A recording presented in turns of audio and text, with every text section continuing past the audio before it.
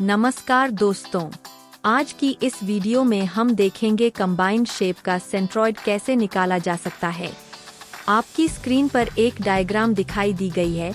उसमें आप देख सकते हैं कि 600 mm डायमीटर वाले सेमी सर्कल में से 400 mm बाय 200 mm वाला रेक्टेंगल कट किया गया है। तो आइए देखते हैं इस शेप का सेंट्रॉइड कैसे निकाला जा सकता है। किसी भी शेप का सेंट्रॉइड निकालने के 5 स्टेप होते हैं। Step 1, bring shape in first quadrant. Shape को पहले क्वाड्रेंट में लेना।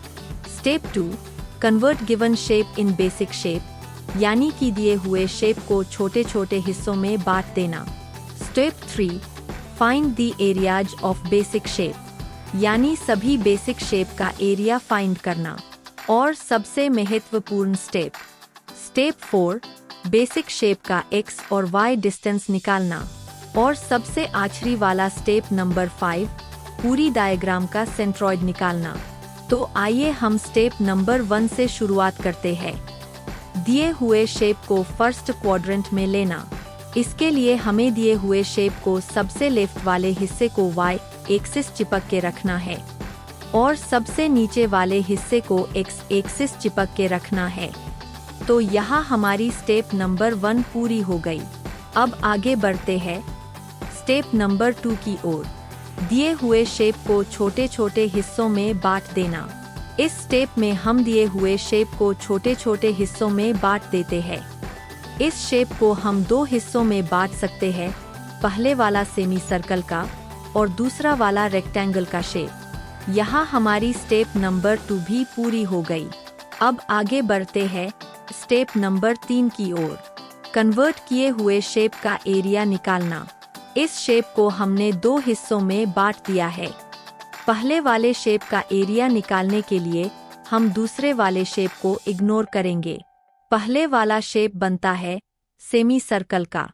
पूरी सर्कल का एरिया होता है पाई r स्क्वेयर और सेमी सर्कल का एरिया होता है उसका 50%, यानी के पाई r स्क्वेयर बाय 2। इसमें वैल्यू पुट की जाए तो हमें उसका एरिया मिलता है 1,41,371.66 mm स्क्वेयर। अब हम दूसरे वाले शेप का एरिया निकालने के लिए पहले वाले शेप को इग्नोर करेंगे। दूसरा वाला शेप है रेक्टेंगल का। रेक्टेंगल का एरिया होता है लेंथ इन टू विड्थ और इसमें वैल्यू पुट की जाए तो हमें उसका एरिया मिलता है 80,000 mm स्क्वायर। यहाँ हमारी स्टेप नंबर 3 भी पूरी हो जाती है।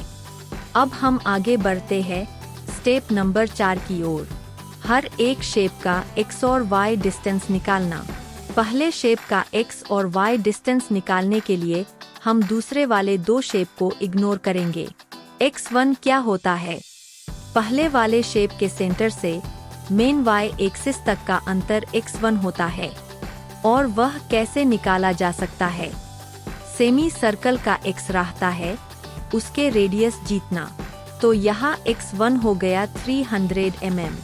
y1 क्या रहता है? पहले वाले शेप के सेंटर से मेन x एक्सिस तक का अंतर y1 रहता है। और वह कैसे निकाला जा सकता है? सेमी सर्कल की जो साइड कट की गई है उसे से सेंटर तक का अंतर रहता है 4r/3 पाई और वह 300 में से माइनस की जाए तो हमें y1 की वैल्यू मिल जाएगी जो कि होती है 172.67 mm। अब दूसरे शेप का x और y डिस्टेंस निकालने के लिए हम पहले वाले शेप को इग्नोर करेंगे। x2 क्या होता है? दूसरे वाले शेप के सेंटर से मेन y एक्सिस तक का अंतर x2 रहता है। और वह कैसे निकाला जा सकता है? x2 डिस्टेंस पहले वाले शेप के x1 जीतना ही है। तो x2 होता है 300 mm। y2 क्या रहता है? दूसरे वाले शेप के सेंटर से मेन x एक्सिस तक का अंतर y2 रहता है। और वह कैसे निकाला जा सकता है?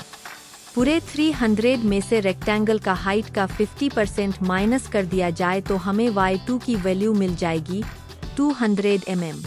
यहाँ हमारी स्टेप नंबर 4 भी पूरी हो गई। अब हम आगे बढ़ते हैं स्टेप नंबर 5 की ओर। पूरे शेप का सेंट्रॉइड निकालना। x बार की वैल्यू हम सिंपल फार्मूले के द्वारा निकाल सकते हैं। a1 x1 minus a2 x2 divide by a1 minus a2।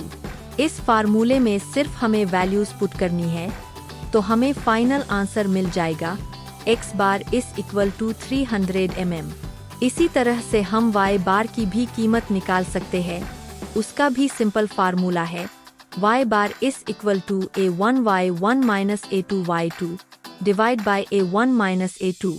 इस फार्मूले में सिर्फ हमें वैल्यूज पुट करनी है तो हमें फाइनल आंसर मिल जाएगा y bar is equal to 137.04 mm। यहाँ हमारा यह प्रॉब्लम पूरा होता है।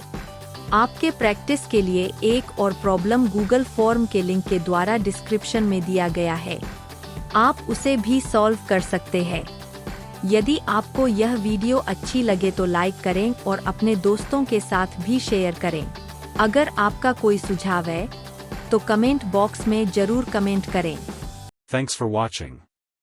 For more details visit our blog nalandaeducation2.blogspot.com. Join out Google Classroom to get detailed notes, educational games, solving worksheets, quizzes and more.